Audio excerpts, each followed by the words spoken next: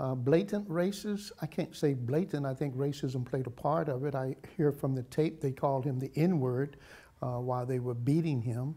It was a command to put your hands behind your back. Nigger, put your hands behind your back. Put your hands behind your back. Nigger, put your hands behind your back. In my experience in America, that's racist. When I heard the verdict, I was in my office, I remember distinctly, and it was as painful as anything I had ever felt in my life. It felt like a mule or an animal had kicked me in my stomach. It was that painful. And I've been quoted as saying, I was interviewed shortly thereafter the verdict came out, that if I was 20 years younger, I'd be in the streets tonight protesting this verdict, because it was a feeling of rejection, of being told that me as a black man, I was worth nothing. It was going back to the South and the lynchings and the beatings and the killings of young black men for whatever white society thought was justified or fun. And so it was a painful experience.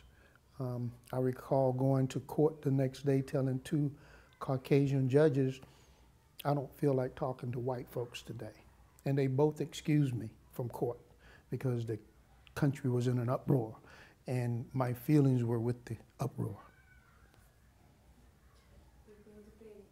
Do you think this could still happen now?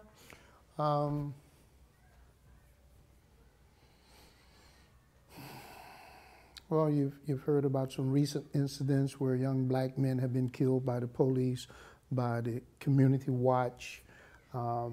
It still goes on. Sure, there's always a possibility for a protest to begin again if continued denial of justice and civil rights exists. And I say protest as opposed to a riot because I don't agree that it was thuggish and provoked and promoted by just thuggishness as opposed to protesting a condition that exists with the people, at least for black people. You know, that's how I felt, that I felt angry. I felt like doing something, whether it was in my own community or their community.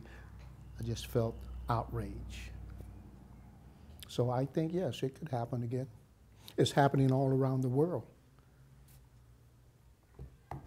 I think there comes a time when the people have to stand up to authority, to the government.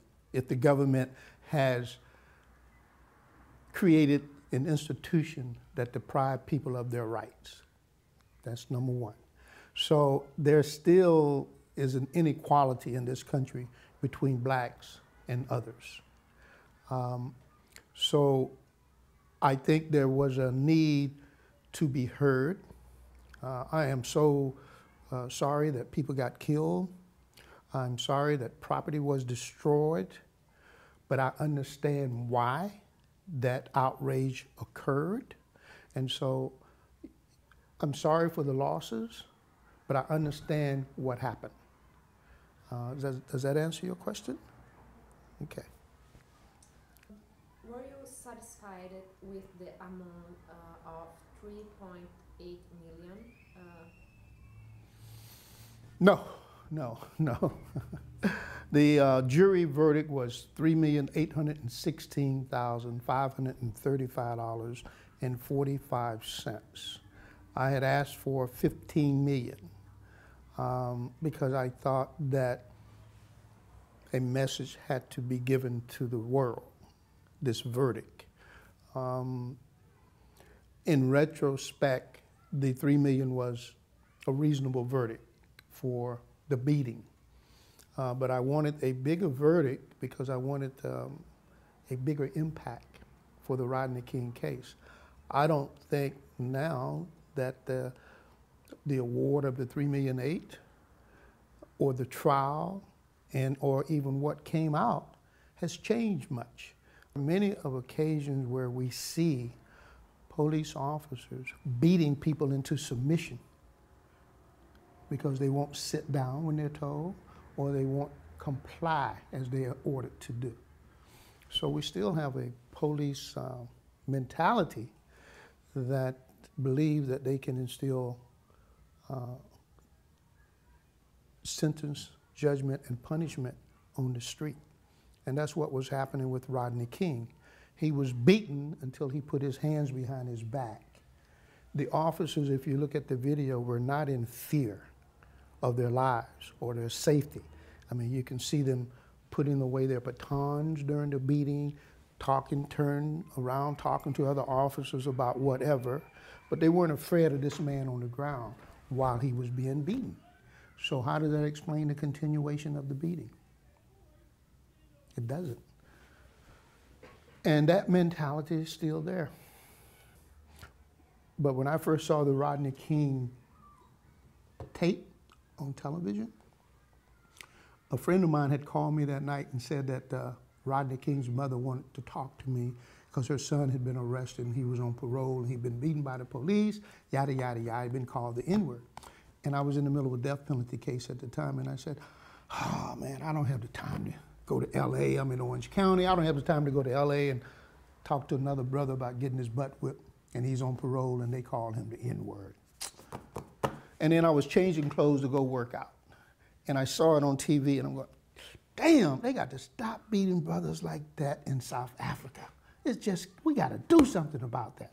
And then I said, that's an awful big bus for South Africa. That looked like something over here. Wow, that's the case. And I started sweating. Because I said, oh, I got to have that case. Let me call. I called my friend, told him to call the mother, say, yeah, I'll be to LA tonight. It may be midnight when I get there, but I'll be there. Because the case was that excited. We finally caught the Loch Ness monster, so to speak. We finally caught the police doing what so many times as a lawyer, myself and others tell guys, man, even if you did beat your ass, we can't prove it. You're on parole. You're just a brother. You ain't got no real rights. We just preach it, but you ain't got it, you know? But seeing it, we finally caught the Loch Ness monster with a $200 camcord. You follow me? And so when I saw that, it was a moment I'll never forget. I don't know if I answered your question. I got caught up in what I was saying.